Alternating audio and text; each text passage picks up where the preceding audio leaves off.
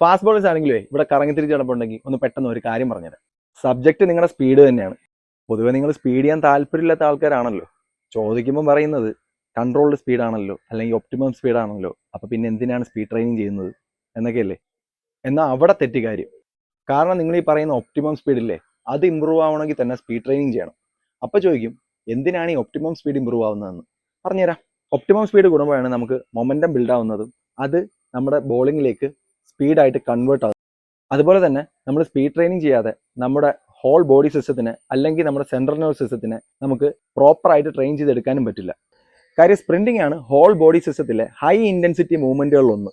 അപ്പോൾ CNS train ചെയ്യുന്നതിലൂടെ നമ്മൾ ഹോൾ ബോഡി മസിൽസ് വളരെ ഫാസ്റ്റായിട്ട് വർക്ക് ചെയ്യും. അപ്പോൾ നമ്മൾ മോർ എക്സ്പ്ലോസീവ് ആവുകയും ചെയ്യും. ഇതൊക്കെ കൊണ്ടാണ് world class fast bowlers compulsory ആയിട്ട് സ്പീഡ് ട്രെയിനിങ് ചെയ്യുന്നത്. വീക്ക്ലി 1 to 2 സെഷൻ ചെയ്തേ പറ്റുള്ളൂ.